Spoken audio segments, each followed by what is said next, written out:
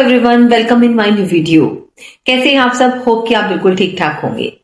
आज की इस वीडियो में मैं आपके लिए लाई हूं राग बागेश्री। राग बागेश्री को कराने से पहले मैं आपको बता दूं कि राग जो है वो संगीत का आधार है, बेस है। मैंने पहले वाली वीडियोस में जिसमें मैंने आपको राग मालकोंस और राग भैरव का इंट्रोडक्शन समझाया था, सेम वैसे ही आपको राग बागेश्री लिखना है। वही स्टेप्स हैं, उन्हीं को फॉलो करना है कि उसमें स्वर कौन से लगेंगे, वर्जित स्वर कौन सा है, उसका आरोह अवरोह पकड़ कौन सा है। और इसके बारे में जानने से पहले राग बागेश्री की खास बात है जो मैं आपको बताना चाहूंगी। राग बागेश्वरी की खासियत यह है कि राग मालकों से ना काफी कुछ मिलता जुलता है, जैसे इसके गाने का समय, इसके वादी संवादी। लेकिन एक चीज जो राग बागेश्री से मालकोंस को बिल्कुल अलग करती है वो मैं आपको बताती हूँ। रे पा स्वर मालकोंस में वर्जित होता है। ये मैंने मालकोंस के इंट्रोडक्शन में आपको समझाया था। जिनको नहीं पता वो जाकर इस वीडियो में देखें जिसमें मैंने मालकोंस का परिचय करवाया है। राग बागेश्री की एक बात आपको बिल्कुल ध्यान में रखनी है कि इसके आरोह में रेपा नहीं लगता, वर्जित है। वर्जित का मतलब होता है जो स्वर राग में ना लगे। लेकिन राग बागेश्री के आरोह में नहीं लगेगा, अवरोह में लगेगा। यानी कि आरोह में आपके 5 स्वर हैं और अवरोह में आपके 7 स्वर हैं। ये बात आपको बिल्कुल ध्यान रखनी है, क्योंकि राग मालकोस में आरोह अवरोह में नहीं लगते, लेकिन राग बागेश्री में आरोह में नहीं लगते, जबकि अवरोह में दोनों स्वर लगते हैं, रे और पा। आइए इसको कैसे लिखते हैं और इसको पेपर में आपको किस तरह से अटेम्प्ट करना है ये मैं आपको बताती हूं। तो ये है आपका राग बागेश्री। राग बागेश्री को किस तरह से लिखना है, इसके स्टेप्स क्या हैं, ये मैं आपको समझाती हूँ। ये आपके पेपर में आता है। सबसे पहले राग बागेश्री का थाट मैंने आपको समझाया था कि थाट वो होता है स्वरों का मेल जिससे राग बनता है। तो सबसे पहले राग बागेश्री का थाट क्या है? काफी। इसमें स्वर कौन से लगते हैं, कौन से स्वर प्रयोग में आते हैं? तो ग नी स्वर कोमल लगते हैं, बाकी सारे स्वर शुद्ध लगते हैं ना। वैसे आपके रे ग ध नी कोमल होते हैं, उनमें से 2 स्वर ग और नी स्वर कोमल हैं, बाकी स्वर आपके शुद्ध हैं। जाति, अब इसके आरोह में ना रेप और स्वर वर्जित का मतलब ना लगना। आरोह होता है असेंडिंग ऑर्डर और अवरोह होता है डिसेंडिंग ऑर्डर। जैसे आरोह सा रे गा मा पा धा नी सा और अवरोह सा नी धा पा मा गा रे सा। तो इसके आरोह में ना रेप बिल्कुल नहीं लगेगा, उसको आपने बिल्कुल काट देना है। तो रेपा स्वर वर्जित होता है और अवरोह में 7 स्वर लगते हैं, इसलिए इसकी जाति ओढ़व संपूर्ण है। ओढ़व में 5 स्वर होते हैं और संपूर्ण में 7 स्वर होते हैं। मैंने आपको बताया ना कि रेपा स्वर दोनों हटा दो तो 7 में से 2 स्वर हट गए, रेपा, तो वो 5 रह गए, इसलिए ओढ़व। और इसके असेंडिंग ऑर्डर में 7 स्वर हैं, तो 7 स्वर वाली जो जाति होती है संपूर्ण। तो इसकी टोटल मिला के जाति हो गई ओढ़व और संपूर्ण, 5 और 7 स्वर। जाति क्या होती है ये मैंने आपको पहले वाले वीडियो में समझाया, आप उनको ध्यान से देखेंगे तो आपको पता लग जाएगा कि जाति क्या है। तो ये है आपका वादी स्वर। वादी स्वर क्या होता है? राग का मेन स्वर। मैं आपको समझाती हूँ कि जिस तरह से ना, मान लो कोई गाने की हमने म्यूजिक बनाना है, उसकी नोटेशन तैयार करनी है, उसको हारमोनियम पे बजाया जाएगा तभी तो वो ट्यून बनेगी ना, लय बनेगी। उस ट्यून को बजाते वक्त, उस स्वर लिपि को बजाते वक्त एक स्वर ऐसा होता है जो बार बार यूज होता है, तो वो होता है वादी स्वर। यानी राग का मेन स्वर वादी स्वर होता है। तो राग बागेश्री में म स्वर का प्रयोग बार बार हो रहा है तो वादी स्वर हो गया म। संवादी से थोड़ा सा कम प्रयोग में आने वाला स्वर वो है सा। तो राग बागेश्री का मेन स्वर यानी वादी स्वर म, संवादी स्वर सा। अब वर्जित स्वर होते हैं जो राग में ना लगने वाले हों।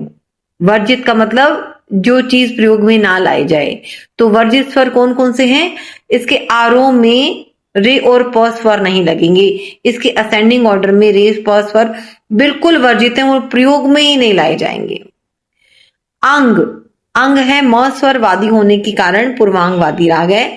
देखिए राग मालकोंस में भी वादी स्वर मां था और संवादी स्वर सा था, तो सेम इसमें भी है मां और स, संवादी स्वर सा है अब ये जो अंक की मैंने बात की है, ये मैंने आपको रागों के समय सिद्धांत वाले चैप्टर में समझाया है।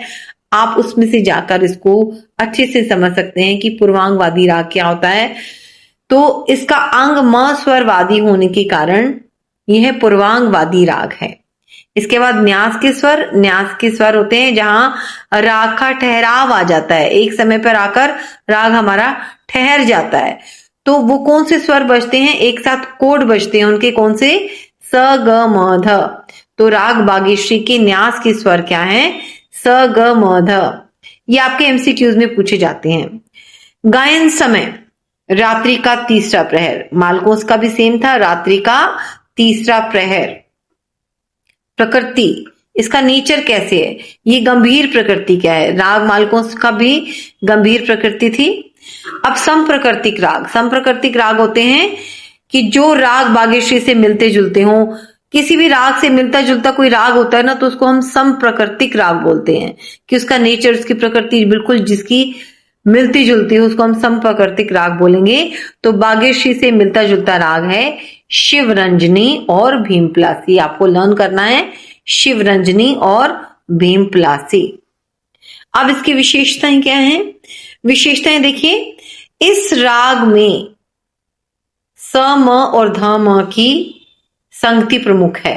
सबसे ज्यादा स म और ध म प्रयोग में लाया जाता है, इसलिए तो म स्वर मेन हो गया ना, तभी लिए तो ये वादी स्वर है। देखिए स म और ध म को ज्यादा बजाया जाता है, इसलिए हमारा म स्वर जो है वादी है। दूसरी इसकी विशेषता है, आरोह में व प स्वर वक्र प्रयोग होता है। वक्र होता है घुमाकर फिर से उसी स्वर पर आ जाना। तो अवरोह में इसके असेंडिंग ऑर्डर में ना होकर बल्कि डिसेंडिंग यानी अवरोह में प स्वर वक्र होता है। इसका स्वर विस्तार तीनों सप्तकों में होता है। तीन सप्तक कौन से होते हैं, मंद्र, मध्य और तार। तो तीनों सप्तकों में ये गाया जाता है, उसका स्वर विस्तार। इसको खोल के हमें स्वर बताने होते हैं। मध्यम मीन्स म स्वर, धैवत मीन्स ध स्वर, निषाद मीन्स नी स्वर। इन स्वरों की संगति से राग की शोभा बढ़ जाती है, हमारा राग सुंदर बन जाता है। कौन कौन से स्वर हैं, म, ध और नी। इन स्वरों को हम इस राग में जब प्रयोग करते हैं ना, तो इस राग बहुत सुंदर लगता है, बहुत अच्छा लगता है हमें सुनने में। अब बागेश्री में धनाश्री और कान्हड़ा का योग माना जाता है। इन दोनों रागों को मिलाकर ही हमारा राग बना है बागेश्री। कौन कौन से रागों को मिलाकर, धनाश्री और कान्हड़ा, ये आपको ध्यान रखने हैं। अब आते हैं इसके आरोह पर, असेंडिंग ऑर्डर। आपने आरोह में रे पा बिल्कुल भी यूज नहीं करना है। नी सा ग म ध नी सा। आप देखिए ग और नी कोमल स्वर है, तो इसके नीचे लाइन आ गई है, बाकी सारे स्वर शुद्ध हैं। अवरोह में, अब अवरोह में हम रे पा यूज कर सकते हैं, तो सानी धापा धागा मागा रे सा, रे और पा दोनों यूज कर रहे हैं हम, ठीक है। सा नी धा मा प ध ग म ग रे सा। नहीं तो आप इसको सिंपल भी लिख सकते हो, सा नी धा पा मा गा रे सा वापिस, ठीक है। ये वक्र बताया गया है, प को घुमा कर लाना, म को घुमा कर लाना, इसलिए इसका अवरोह इस तरह से दिया गया है। अब देखिए इसकी पकड़, ये पकड़ है सा नी ध सा म ध नी धा मा ग रे सा। ये आपको लर्न करनी है। कई बार पेपर में आपके सिर्फ यही लिखा आता है और पूछा जाता है कि भाई ये कौन सा राग है, तो आपको बताना होता है कि ये राग जो है ना, ये क्या है, बागेश्री राग है। तो ये देखिए आप, राग बागेश्री, आपने बस एक बात खास ध्यान रखनी है कि इसके आरोह में रेपा स्वर वर्जित है, ठीक है। तो ये आपका राग हो गया बागेश्री, देख लीजिए। इसको आपको पूरा लर्न करना है, ये इसका इंट्रोडक्शन है और पेपर में आपको पूरा अटेम्प्ट करना है। तो आज इस वीडियो में आपने समझा कि राग बागेश्री को आपको पेपर में कैसे लिखना है, इसमें स्वर कौन से यूज होंगे, उसका गायन समय क्या है, वादी समाधि क्या है, आरोह अवरोह पकड़ क्या है, ये पूरा आपको लिखना है, चाहे वो 2 नंबर का है, लेकिन इसमें से आपके एमसीक्यूज भी आते हैं, इसलिए आपको पूरा इंट्रोडक्शन लर्न करना है।